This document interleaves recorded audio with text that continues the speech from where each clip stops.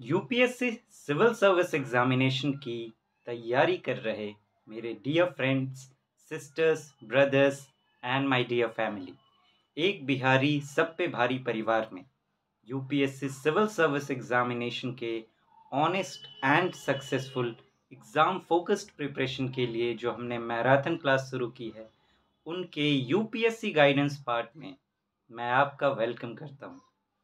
Friends, critical analysis skill development पर बात करते करते कि इसे कैसे डेवलप किया जाए, हम लास्ट फैक्टर पर आ गए हैं, जो है रोल ऑफ ओपन माइंड। कि जो दिमाग को अगर आप खुला रखते हैं तो उसका क्या रोल होता है। और इसमें पिछली क्लास में हमने बात की थी कि खुला दिमाग क्या होता है, बंद दिमाग क्या होता है, ताकि हम समझ सकें कि हमें करना क्या है और ये क्यों ज़रूरी है।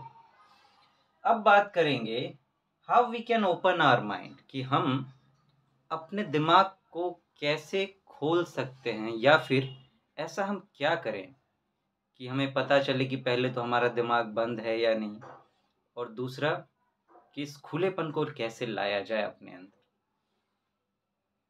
फ्रेंड्स, इसके 3 स्टेजेस होंगे। सबसे पहला कि आपका जो माइंड है वो आपको एक ऐसा माइंड बनाना पड़ेगा जो कि लॉजिकल हो।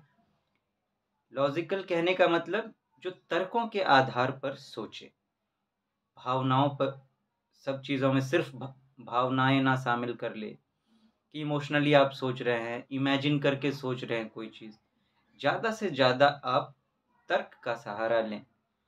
और हाँ, उसमें अगर थोड़ी बहुत ज़रूरत हो इमोशंस की, इमेजिनेशन की, तो आप उसका तड़के के रूप में इस्तेमाल करें, लेकिन जो मेन फैक्टर होना चाहिए वो तर्क होने चाहिए।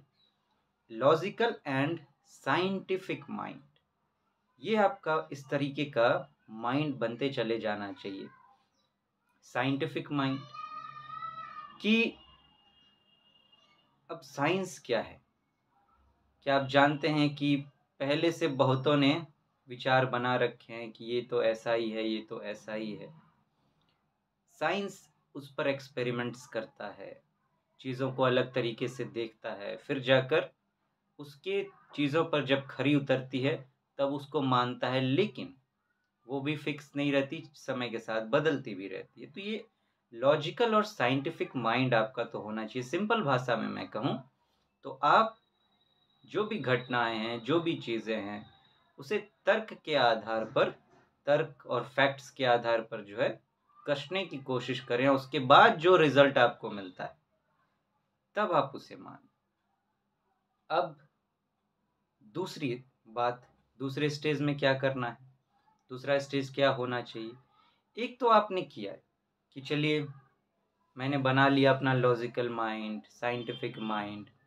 अब नेक्स्ट स्टेज क्या करना है। अब कई बार होता क्या है कि हम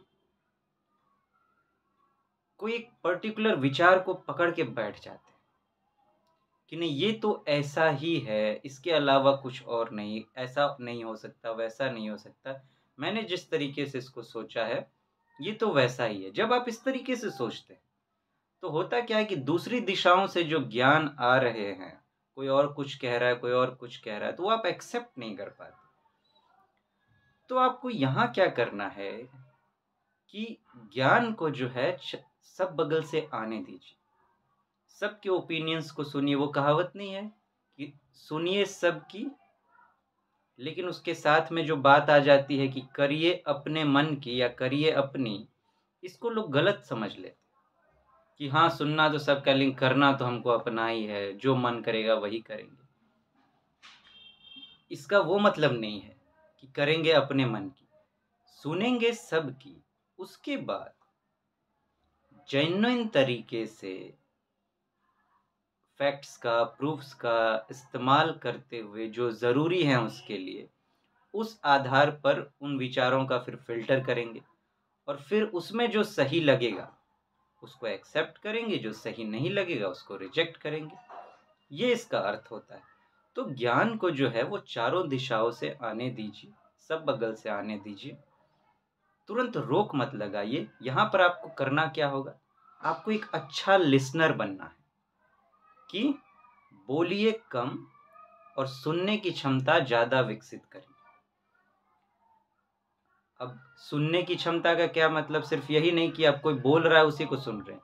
किताबों को आप पढ़ रहे हैं, वो भी एक सुनना है। किताब की आप सुन रहे हैं जो उसमें बात है। अलग अलग, अगर आप न्यूज़पेपर पढ़ रहे हैं तो अलग अलग लोगों ने अलग अलग तरीके से बातें लिखी है, वो आप अंदर जा रही है आपके। तो उस सेंस में मैं कह रहा हूँ कि हर बगल से ज्ञान आने दीजिए, एक अच्छा लिसनर बनिए। तुरंत ये नहीं कि कुछ, अब आदत क्या होती है कि किसी ने अपने बात खत्म भी नहीं की, हम तड़फड़ा रहे हैं बोलने को, तड़फड़ तड़फड़ मन मचल रहा है कि अरे जल्दी खत्म करो कि मैं कुछ बोलूं, मुझे बर्दाश्त नहीं हो रहा है। मतलब बोलना बोलना बोलना, सुनने की क्षमता हमें बहुत कम होती। तुरंत हम बोलना चाहते हैं कि अरे मुझे अपनी बात बतानी है, मुझे अपने आप को दिखाना है कि मैं ये हूँ, मैं वो हूँ। मीन्स शो ऑफ टाइप, ये शो ऑफ नेचर को खत्म करना पड़ेगा। एक अच्छे लिसनर बनिए, तो इससे ये दूसरी बात हो जाएगी। अब तीसरी क्या, तीसरे में आपको क्या करना है। अब जब आप ये सब चीज कर लें तो अब देखिए कि आपके जो तर्क हैं, आपके जो विचार हैं, पहले तो जिन बेस पर आप फिल्टर करेंगे वो आपके सही होने चाहिए। अब जेन्युइन सोर्सेज से अपने तर्क तलाशिए, तर्कों का खजाना बनाइए। अब तर्कों का खजाना का क्या मतलब कि थोड़ा सा टाइम अपने साथ बिताइए। कि अब देखिए किसी भी की चीज़ के बारे में आप सोचते हैं, ठीक, तो आप मान लीजिए कि आपने विचारों को सुना। अब मैंने जैसे आपसे कहा कि आपको प्रमाण, एविडेंसेस के आधार पर उसको फिल्टर करने की कोशिश कीजिए, उस आधार पर सोचिए। तो ये एविडेंस जो है ये कैसे होने चाहिए, ये अच्छे होने चाहिए। अब ये नहीं कि आपने एविडेंसेस ही गलत बना रखे हैं और उस आधार पर सोच रहे हैं। फॉर एग्जाम्पल, इसको कुछ एग्जाम्पल से लेकर समझने की कोशिश करते हैं। महात्मा गांधी के अपने विचार थे, सुभाष चंद्र बोस के अपने विचार थे, भगत सिंह जी के अपने विचार थे। तो आप किस विचार को सत्य मानेंगे और किस कसौटी पर कस कर देखेंगे इस चीज को। क्या आप महात्मा गांधी को सही मानेंगे, क्या आप भगत सिंह को सही मानेंगे, क्या आप सुभाष चंद्र बोस को सही मानेंगे। किस आधार पर, कैसे चेक करेंगे कि कौन तीनों में सही थे। आप मुझसे पूछेंगे, अगर मैं ये कहूं कि तीनों सही थे तो फिर फंस गए। कैसे, तीनों कैसे सही। और मैं ये भी कह सकता हूं कि अब आप कहेंगे कि हो सकता है अलग अलग कंडीशंस में तीनों सही, मैं एक ही जगह में तीनों की बात कह दूंगा, एक ही जगह तीनों सही हो सकते हैं। महात्मा गांधी जी का क्या कहना था कि हिंसा मत करो, ठीक।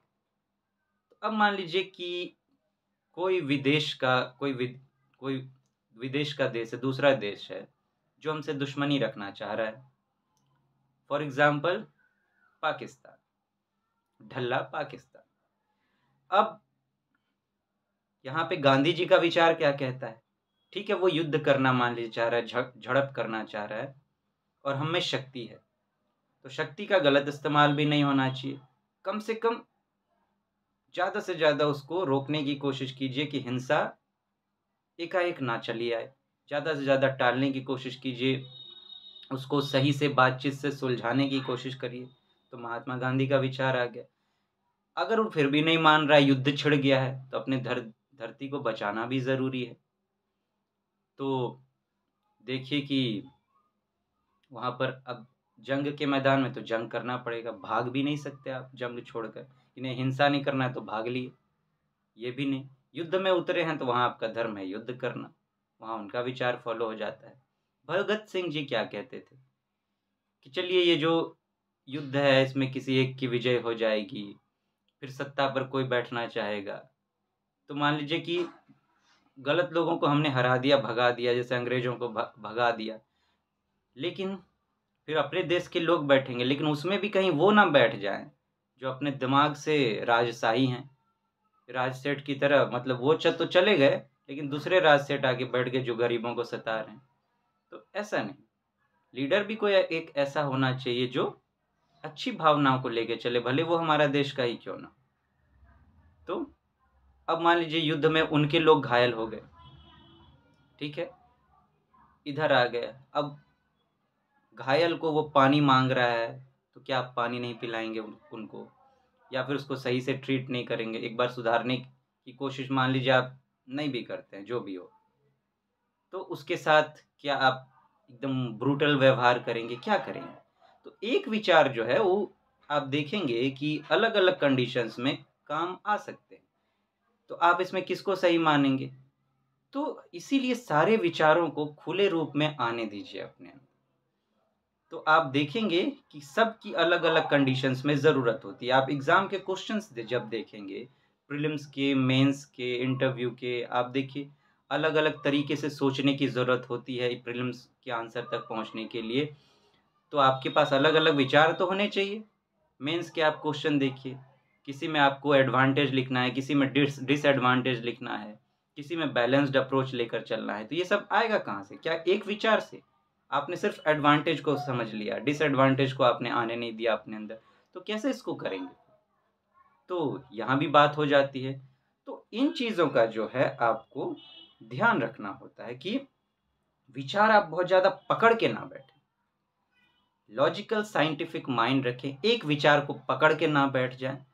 और फिर अगर मान लीजिए आपके पास विचार आ रहे हैं, जो भी हैं, या अपने ही विचार आपके जो पहले से बने हुए हैं, उसे एविडेंसेस के आधार पर कुछ लॉजिकल कुछ चीज़ों का इस्तेमाल कर कर फिर उस पर, उस कसौटी पर उसको कसिए, देखिए उसको, उसका विश्लेषण करिए, और फिर अंत में जो इन आधारों पर कंक्लूजन निकल के आता है उसको स्वीकार करिए। लेकिन उसको जो स्वीकार करिए वो भी जड़ता के साथ नहीं कि पकड़ के बैठ गए, क्योंकि समय के साथ हो सकता है वो विचार भी बदल जाएंगे जो अभी आपने तर्क की कसौटी पर कसकर पकड़ा हुआ है। एक टाइम अब देखिए भगवान की बात होती है, कोई इसको मानता है, मूर्त के रूप में मानता है, कोई अमूर्त रूप में मानता है कि उनकी कोई सूरत शकल नहीं है, कोई है जो उनको गुरु के रूप में स्वीकार करता है, कोई उसको इंसान के रूप में स्वीकार करता है। तो आप देखेंगे सब धर्म में अलग अलग बातें हैं। अगर आप एक ही को पकड़ के बैठ गए, कोई एक अपने आप में सही भी नहीं हो सकता, कोई दूसरे गलत भी नहीं है, सबका कोई कोई नहीं भी मानता है, तो आप किसको अपना मानेंगे सही? तो यहाँ पर आपको चीज़ों को सही तौर पर देखने की ज़रूरत है कि सब में कुछ ना कुछ बातें छुपी हुई होती। ठीक है, मेरा कुछ निजी हो सकता है, लेकिन बात यहाँ यूपीएससी सिविल सर्विस एग्जामिनेशन की तैयारी की है, जिसके लिए आपको हमेशा बैलेंस रहने की ज़रूरत है, एकदम न्यूट्रल तरीके से सोचने की ज़रूरत है, उसमें कोई पर्सनल चीज़ें लेकर ना आए। तो यहाँ पर इस चीज़ से बचें। तो देखेंगे आप अलग अलग विचारों में अलग अलग तरह की चीज़ें होती है, ये चीज़ें आपको लेकर चलनी। अब चलिए एक घरेलू एग्जाम्पल लेते हैं, मतलब घरेलू क्या, लोकल टाइप का ले लेते हैं इस तरीके से जिससे हम ज़्यादा कनेक्ट करते हैं, जो पढ़ाई से थोड़ा हटके। जैसे कि प्यार मोहब्बत आजकल बड़ा हो रहा है। अब मान लीजिए कोई एक ऐसा दिमाग का है जो ये सोच रहा है, जो उसने अपना सोच बना रखा है कि लड़कियां जो हैं वो तो ऐसी ही होती हैं, या लड़के जो हैं वो तो ऐसे ही होते हैं। एक पर्टिकुलर काइंड का सोच के रखा है कि मान लीजिए अब फ़ोन किया रात को 10 बजे, पता चला कि सामने वाले का फ़ोन बिजी आ रहा है, तो दिमाग में क्या कचरपट्टी, क्योंकि हमने सोच वैसी बना रखी, पक्का है कि किसी और से बात हो रहा होगा। अब अगले दिन फ़ोन पे यही सवाल सबसे पहले, किससे इतना रात में बात हो रहा है? पॉजिटिवनेस आने लगता है कि नहीं, तुम्हें तो सिर्फ मुझे से ही बात करना है, दुनिया में किसी को न तुम्हें देखना है, कोई किसी का ख्याल तुम्हारे दिमाग में भी नहीं आना चाहिए। फालतू की बातें। लॉजिकल आधार पर सोचा जाए तो ये तो ऑपोजिट सेक्स हैं, वो अट्रैक्ट होते ही हैं। देखकर विचार तो आएंगे, बात एक्शंस की होती है। तो विश्वास के तौर पर आप सही तरीके से उसको सोच नहीं रहे, जबकि सोचने की क्या ज़रूरत है, सही तरीके से सोचने की ज़रूरत है। हो सकता है कोई अपना हो, या कोई ज़रूरी फ़ोन हो, मम्मी का फ़ोन हो, पापा का फ़ोन हो, कुछ भी हो, कम से कम उसको विश्वास के कसौटी पर तो कसिए।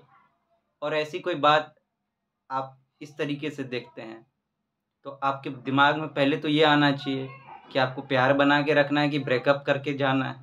ऐसे में तो पक्का है कि ब्रेकअप होना ही होना है अगर आप पॉजिटिव हुए तो चीज़ों जो है एक तरीके से पकड़ कर मत रखिए।